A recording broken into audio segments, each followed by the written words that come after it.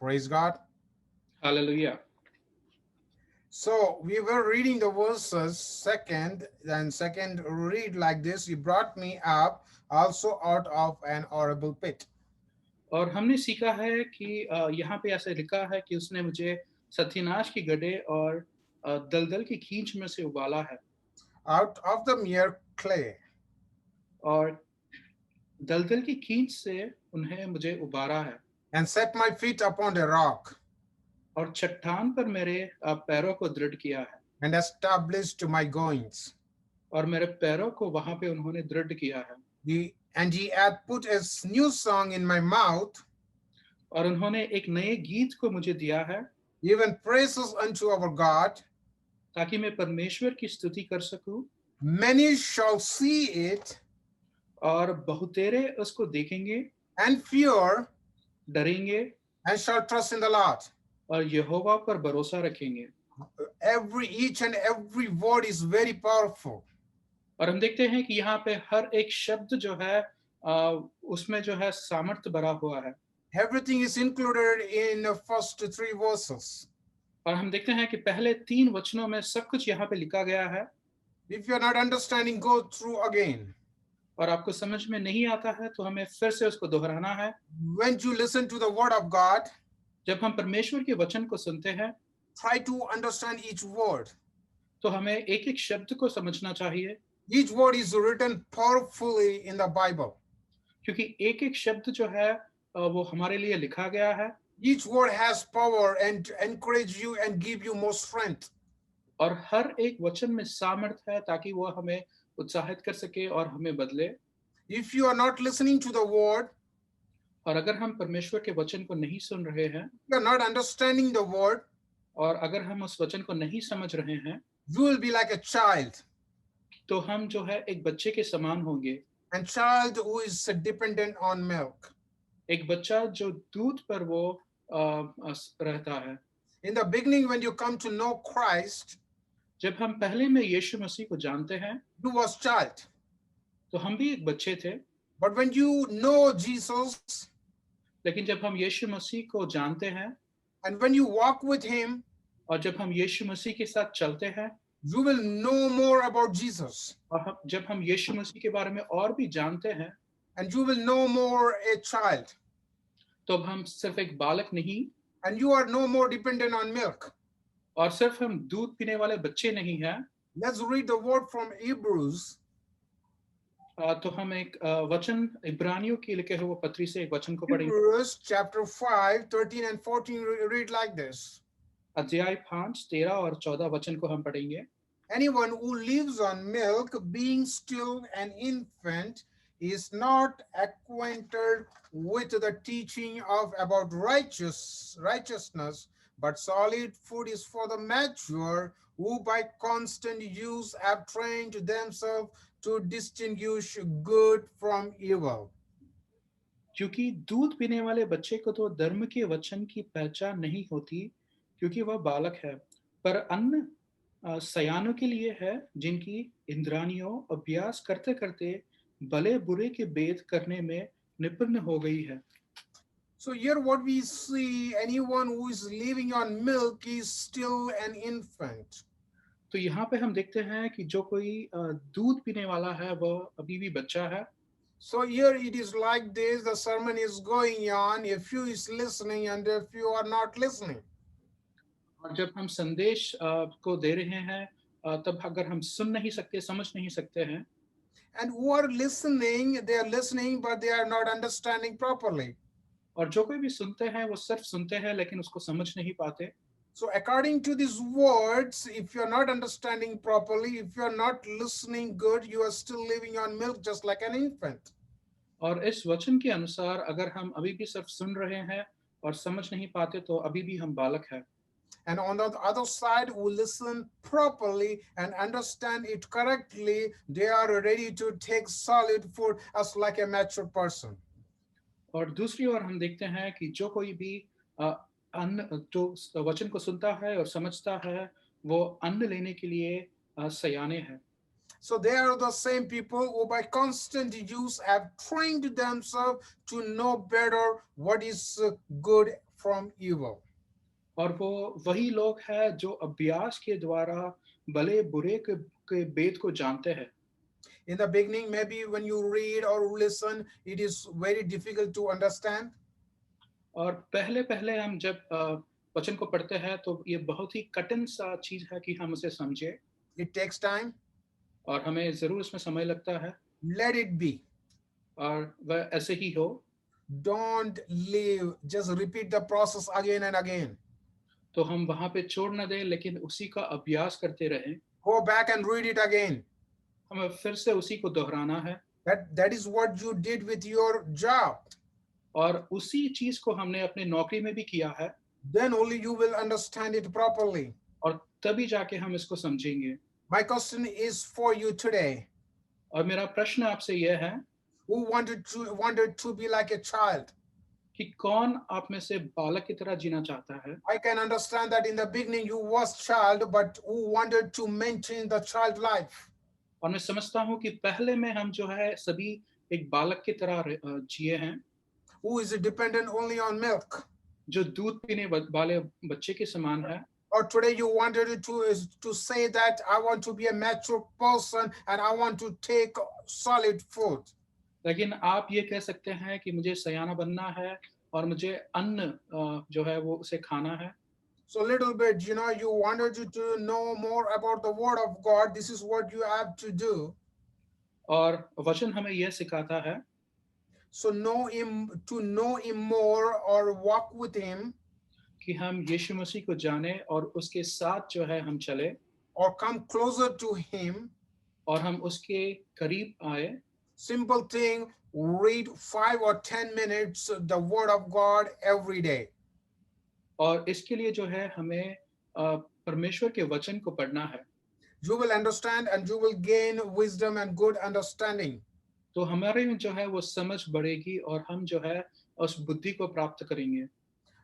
Another thing, I believe that you have heard there's a parable of a lot of time, of parable of sower. और दूसरी जो है हम एक दृष्टांत को देखते हैं जो बोने वाला है। Let's go to the chapter, Matthew chapter 13, मत्ती verse 3 onwards. अध्याय 13 हम तीसरे वचन से पढ़ेंगे। And then it's looked like, then he told them about many things in parables. और हम देखते हैं कि यीशु मसीह यहाँ पे एक दृष्टांत कहते हैं। A farmer went out to sow his seed. एक बोने वाला बीज बोने निकला As he was scattering the seed, और जब वो बीज बोने लगा some fell along the path, तो हम देखते हैं कि थोड़े बीज जो है वो मार्ग के किनारे गिरे and the birds came and ate it. पक्षियों ने आकर उन्हें चुग लिया। Some fell on the rocky places कुछ बीज पथरीली भूमि पर गिरे where it did not have much soil. जहां उन्हें बहुत मिट्टी ना मिली It sprang up quickly और हम देखते हैं जल्द ही वह उग गया है because the soil was shallow. क्योंकि गहरी मिट्टी ना मिलने के कारण। But when the sun came up, पर सूरज निकलने पर the plants were scorched वह जल गए and they withered और जड़ ना पकड़े because they had no root. और वो सूख गए क्योंकि उसे वो जड़ को नहीं पकड़ सके। Others' seed fell among thorns. और हम देखते हैं कि कोई बीज झाड़ियों के में गिरे which grew up and choked the plants. और झाड़ियों ने बढ़कर उन्हें दबा डाला। Still, some seed fell on good soil. पर कुछ बीज अच्छी भूमि पर गिरे When it produced a crop, और फल लाए 160 or 30 times what was sown. कोई 100 गुना, कोई 60 गुना, कोई 30 गुना। So ninth word says, whoever has ears, let them hear. जिसके कान है वो सुन ले। Whoever has ears, let them hear. जिसके कान है वो सुन ले। You have to pay attention here. और हमें इस चीज पे जो है हमें नजर डालना है। When Jesus was talking and talking to his disciple did not understand what Jesus is talking about. जब यीशु मसीह उनके चेलों से बात कर रहे थे तो उनके चेले को ये समझ में नहीं आया। Then disciple came to him and asked, why do you speak to the people in parables? उनके शिष्यों ने यीशु मसीह से पूछा कि आप क्यों इस दृष्टांत में हमेशा बात करते हो? He replied, because the knowledge of the secrets of the kingdom has been given to you, but not to them. और यीशु मसीह उत्तर देते हैं कि जो स्वर्ग के राज्य के विषय है, वो सिर्फ उन्हें दिया गया है जो समझते हैं। The knowledge of the secrets of the kingdom of God is through his salvation. और ये जो है स्वर्ग के राज्य की ज्ञान जिसको दिया गया है, वो सिर्फ जो है हमारे उद्धार से है Through his crucifixion. और परमेश्वर की क्रूस से। It was on his cross. और जो यीशु मसीह जिसने जो बलिदान दिया है क्रूस पर, He shed all his blood for us, for our sin and for our salvation. और उसने हमारे उद्धार के लिए, हमारे रक्षा के लिए उन्होंने लहू बहाया है। That is what we were singing from in the beginning to end, praising and worship our God, Almighty God. और उसी के कारण हम यीशु मसीह के लिए हम स्तुति और आराधना कर रहे थे। So this is what you have to do, is like when you start reading the Bible. और हमें जब भी हम परमेश्वर के वचन को पढ़ते हैं तो हमें इस प्रकार पढ़ना है। When you start understanding the sermon. कि जब हमें संदेश को समझते हैं। When you start to know him more and more. और जब हम इस संदेश के बारे में और भी जानते हैं। When you come closer and closer to him. और जब हम यीशु मसीह के और भी करीब पहुंचते हैं। Slowly you will start understanding what is the secrets of the kingdom of heaven. तो हमें स्वर्ग के राज्य के बारे में जो भी विषय है उसको हम समझने लगते हैं। You will know what Jesus wants from us. और यीशु मसीह जो हमसे चाहते हैं उसे हम समझते हैं। And his love towards us. और उनके प्रेम को हम जानते हैं। I already said why that is the reason he crucified for us. और इसी कारण उन्होंने क्रूस पर चढ़े हैं। Once we were in the darkness. हम भी एक वक्त में जो है हम भी अंधेरे में थे। Because of him we are out of the darkness and he shone the light for us. और यीशु मसीह के कारण हम जो है उस अंधेरे से उज्वाले में आए हैं। And he will show you the right path and his righteousness in your life. और यीशु मसीह ही हमें एक सही मार्ग पर चलाएंगे। Let us see what is the meaning of the parable. तो हम इस दृष्टांत का अर्थ देखते हैं। We read what Jesus said about the parable. Let's see the meaning now. तो हम इस दृष्टांत का अर्थ को सुनेंगे। So when you read the verses 18, you will know the meaning of the parable. जब हम 18 से वचन को पढ़ेंगे तो हमें इस दृष्टांत का अर्थ को पता चलेगा। Here it really like this. Listen then to what the parable of the sower means. तो अब तुम बोने वाले की दृष्टांत का अर्थ सुनो। When anyone hears the message about the kingdom, और जब कोई राज्य का वचन सुनकर and does not understand it, और उसके बारे में नहीं समझता, the evil one comes और दुष्ट आकर and snatches away what was sown in their heart. और जो कुछ भी बोया गया था उसे वह दुष्ट आकर ले जाता है। This is a seed sown along the path. और वो ऐसा है जहां जैसे बीज जो मार्ग के किनारे गिरा था। The seed falling on the rocky ground refers to someone who hears the word and at once receive it with joy.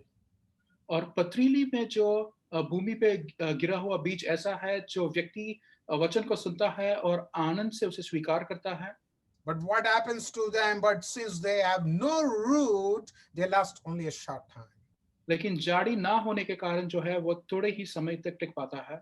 Why it is when trouble or persecution comes, और जैसे ही कोई विपत्ति आती है या फिर उपद्रव आता है, because of the word, they quickly fall away. तो वह टिक नहीं सकते और गिर जाते हैं।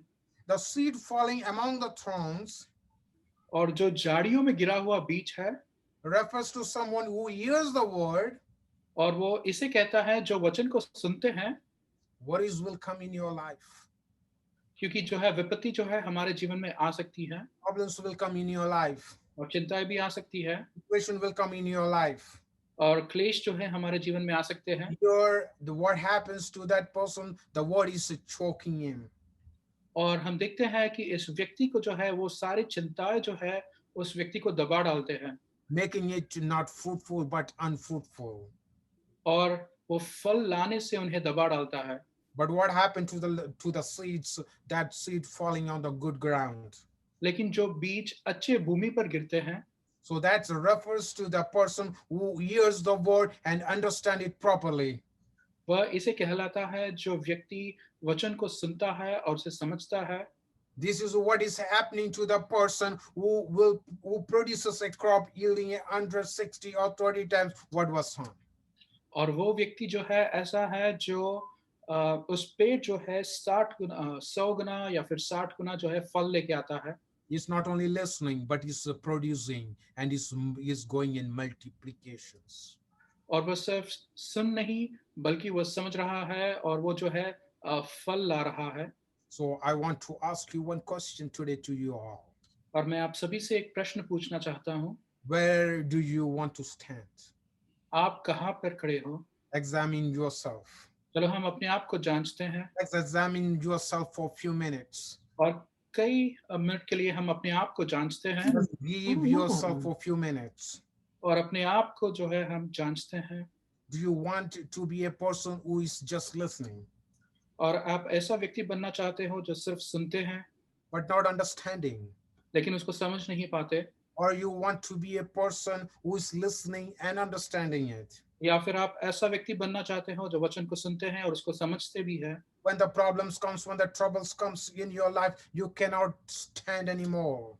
और जब कोई क्लेश आता है तो कोई उपद्रव आता है तो वो टिक नहीं सकता। When you are facing with some circumstances or the situation, you cannot move forward anymore. और ऐसी कोई परिस्थिति आ पड़ती है तो वो उसका सामना नहीं कर सकता। Do you want to be a person like that? क्या आप उस व्यक्ति की तरह बनना चाहते हो?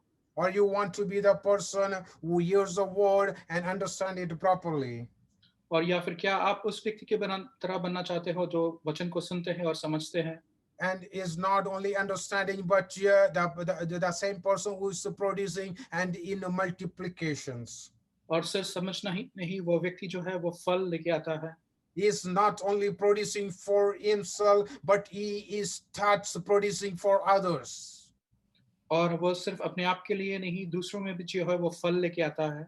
When you get to the energy, do you want to pass your energy to someone else too? और जब आप में वो बल है तो आप क्या किसी और को भी उसको देना चाहते हैं? You want to be like that person? क्या आप उस व्यक्ति की तरह बनना चाहते हो? Choice is yours. तो वो जो है हमारे सामने है। Or you wanted to be just like come in the church, attending meeting with godly people. और या फिर आप सिर्फ जो है आना चाहते हैं कलीसिया में और सिर्फ लोगों से बात करना चाहते हैं। That all are fine. वो सब तो ठीक है, But here how you are going to be more closer to our Almighty God? लेकिन कैसे हम परमेश्वर के करीब आ सकते हैं? Only to read Bible. और वो है सिर्फ परमेश्वर के वचन को Start understanding the word. और उसके वचन को समझने में। Receive the word, do not lose it. और हमें उस वचन को स्वीकार करना है। You will also produce in multiplication. और वैसे ही हम जो है वो फल ला सकते हैं। You will not fall. और हम गिर नहीं सकते। You will stand firm. लेकिन हम जो है वो दृढ़ बनते हैं। A situation will come. जो परिस्थितियां आए, Trouble will come. उपद्रव आए, The worries will come. और चिंताएं भी आए, But you will stand firm. लेकिन हम जो है हम दृढ़ खड़े रहते हैं। The job you have will go away one day. और हमारे पास जो है वो सब जो है बीत जाता है। The things what you have will go away. और हमारे पास जो कुछ भी है वो चाहे हमारे पास से निकल जाए। Your loved one will go away. और हम जिससे प्रेम रखते हैं वो निकल जाए। And you will stand alone. और सिर्फ हम अकेले खड़े होंगे। If you have the power in the word, और अगर वचन की सामर्थ्य को हम समझते हैं you will stand firm. तो हम जरूर हमेशा के लिए दृढ़ बनते हैं। In this world, nobody wants their belongings should go away. और कोई भी ऐसा नहीं सोचता कि उनके जो वस्तु है वो जाए। Nobody, if I ask to anyone, no one wants like my job go away, my things go away. If that happens, और किसी को पूछे तो वो यही नहीं चाहता कि उसकी नौकरी जाए या फिर किसी को चीज को वो खो जाए। So Moses answered the people like this. और तो मोशे के जीवन में हम देखते हैं, Do not be afraid. तो वह कहता है कि आप डरो मत, Stand firm, आप दृढ़ खड़े रहो, and you will see the deliverance the Lord will bring you today. और जो परमेश्वर जो है वो छुड़ाने वाला है। The Egyptians you are seeing today, और हम देखते हैं कि इजिप्ट में जैसा दिया था, you will not see them again more. और उन्हें हमें नहीं देखेंगे। There is a big meaning that the Egyptians you are seeing today. और उसमें कई अर्थ है कि मिस्र के लोगों को आज हम देख रहे हैं। Maybe in the past you struggled a lot. चाहे बीतकाल में जो है आप शायद कई कठिन परिस्थितियों के द्वारा गुजरे हो, Then you will know what is the meaning of stand firm. तो फिर आपको पता होगा कि दृढ़ खड़ा रहना क्या है। Or maybe right now you are struggling. और या फिर अभी आपकी परिस्थितियां कुछ ठीक नहीं है। If you stand firm in the word of God, अगर आप परमेश्वर के वचन पे दृढ़ हो, God will deliver you from whatever situation you are going through. तो परमेश्वर जरूर अपने कठिनाइयों के परिस्थितियों के द्वारा हमें छुड़ाएगा। Or in the coming days, if you lose anything, और या फिर आने वाले दिनों के में अगर हम कुछ खो बैठते हैं, you don't have to worry. तो हमें चिंता करने की जरूरत नहीं है। All you have to do is stand firm. हमें सिर्फ परमेश्वर के वचन पर दृढ़ बनना है। What says that the problems you are facing today, और जो कोई भी चिंताएं हम आज हमारे सामने है, the worries you're facing today, और जो कुछ भी जो है कठिनाई हमारे सामने है, you will not see them anymore. और आप उसे नहीं देखेंगे। May God bless you with these words. और प्रभु आप सभी को आशीष दे।